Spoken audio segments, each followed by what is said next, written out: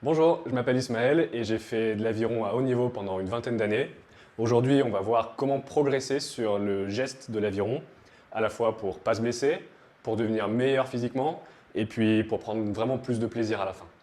Dans un premier temps, on va apprendre à s'installer confortablement sur la machine et puis on va décomposer le mouvement en 4 phases. Ça va nous permettre d'organiser étape par étape un geste fluide, naturel et plus efficace. L'installation elle est relativement simple. On va chercher à avoir simplement les cale-pieds à la bonne hauteur, c'est-à-dire à une hauteur où mes tibias ne sont pas capables de dépasser la verticale. Moi là, j'y suis pas tout à fait. Je peux descendre encore d'un cran. J'arrive à la verticale. L'écran, il va nous permettre d'avoir le regard droit, bien devant. Là, je peux commencer à ramer. Le coup d'aviron, il commence par la phase 1, la poussée. À ce moment-là, on a le pied à plat sur le cale-pied, les talons enfoncés, les tibias au maximum à la verticale, le buste est redressé, la poitrine le plus possible proche des genoux, les bras tendus mais relâchés. On peut essayer d'imaginer qu'on a les coudes vers le bas, ça va nous permettre de descendre les épaules, de vraiment les relâcher. Et à ce moment-là, le dos ne bouge plus, on respire un grand coup, et c'est les jambes qui commencent à pousser.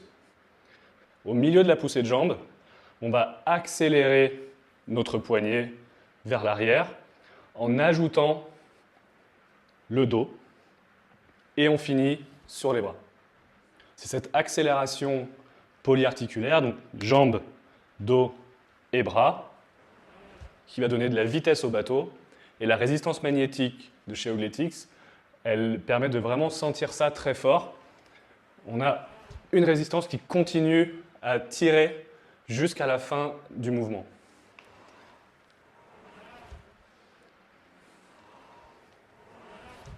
À la fin de la première phase, on se retrouve sur l'arrière, c'est-à-dire jambes plaquées, les talons écrasés contre le cale-pied. C'est très important pour garder la tension dans la sangle, pour pouvoir transmettre toute l'énergie à la machine.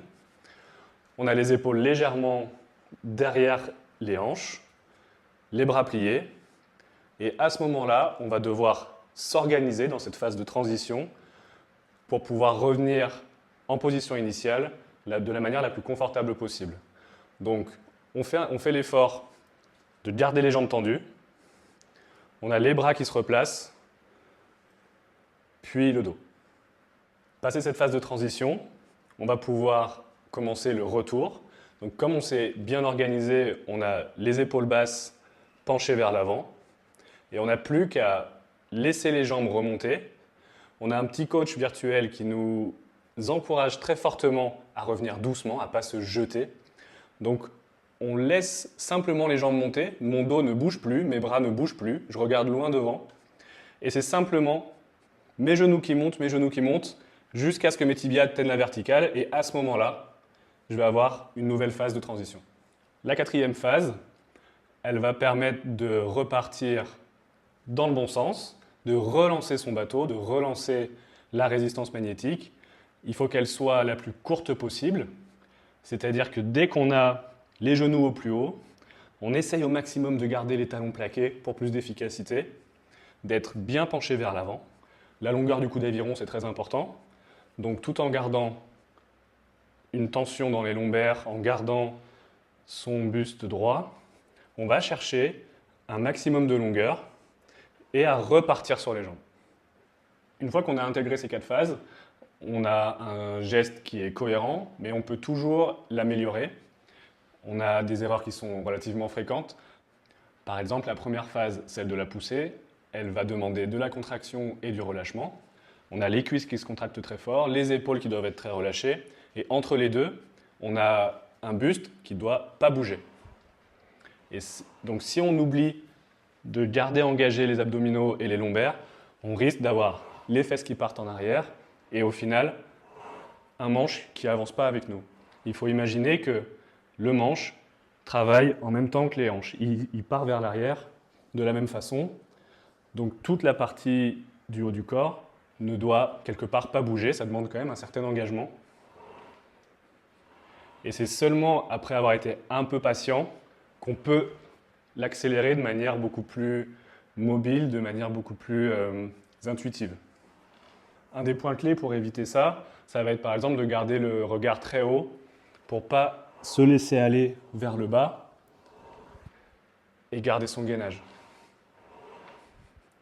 Un autre point sur cette phase qui est assez compliqué, ça va être d'économiser ses épaules, de les garder basses. On en a parlé.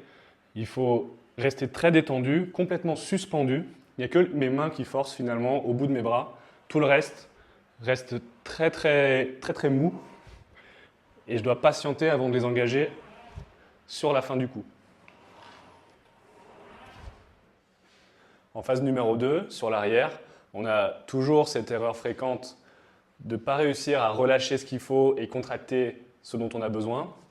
Là, on n'a pas le droit de s'affaisser. Il faut garder une certaine posture, garder les lombaires contractés, les deux omoplates proches l'une de l'autre, tout en ayant les épaules très basses. On cherche à garder les poignets complètement à plat. L'idée, c'est presque de donner un coup de coude au copain de derrière. Si on tire avec les poignets, avec les mains, on risque de vite se faire une tendinite, de forcer pour rien. Toujours sur cette phase, pour éviter tout affaissement, il faut vraiment garder en tête qu'on doit transmettre l'énergie par les pieds. Donc garder les talons très enfoncés, ça va nous redresser assez rapidement pour tenir cette tension jusqu'au bout. Parmi les erreurs fréquentes sur la phase de retour, on a notamment l'oubli de s'organiser. Donc commencer à monter les jambes beaucoup trop tôt et ensuite être embêté par ses genoux et devoir passer par au-dessus. Pour ça, on a notre entraîneur virtuel qui va mettre l'accent sur le mouvement. Il va nous demander d'organiser le retour avec d'abord les bras relâchés mais très loin, qui passent les genoux. Puis on tend les ischio-jambiers, on met les fesses en arrière, on relève la poitrine, on engage les épaules vers l'avant et ensuite seulement on n'a plus que les jambes qui travaillent. Toujours sur cette phase de retour, on a un risque de vouloir aller trop vite. Sur le rameur, on peut ramer très doucement et avoir un entraînement très efficace. C'est-à-dire qu'une fois qu'on s'est organisé pour revenir, vraiment on n'a pas besoin de se jeter ou de venir écraser tout son poids contre la machine.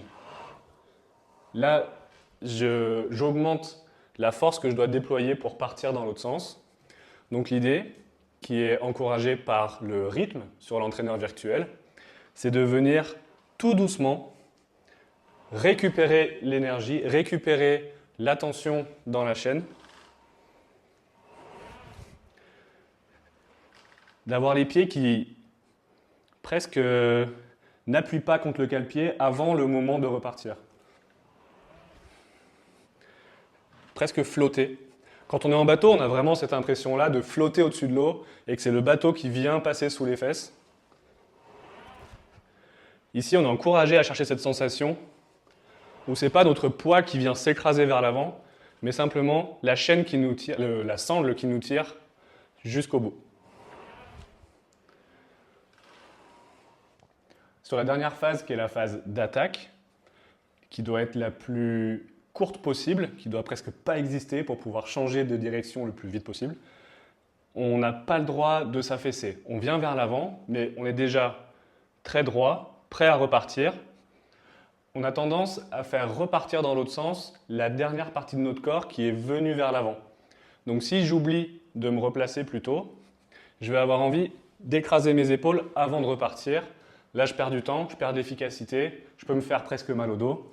Si je suis bien placé à l'attaque, c'est mes jambes qui vont faire le travail et mon dos ne bouge pas.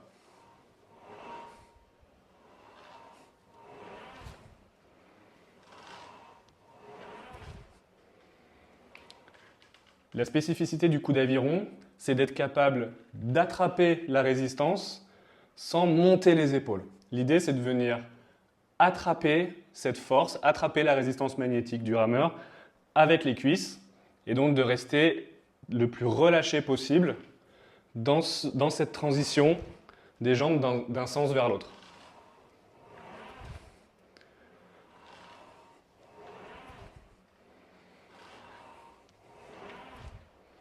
En conclusion, le mouvement du rameur, c'est un mélange entre contraction, tension des abdominaux et relâchement. On a 4 phases qui travaillent les unes pour les autres dans un mouvement qui est cyclique. Alors, on décompose pour faire les choses correctement. Maintenant, il faut aussi chercher une vision un peu naturelle et cyclique du geste pour que tout rentre dans un même mouvement. N'hésitez pas à vous abonner à la chaîne YouTube pour plus de conseils pour bien démarrer sur le rameur.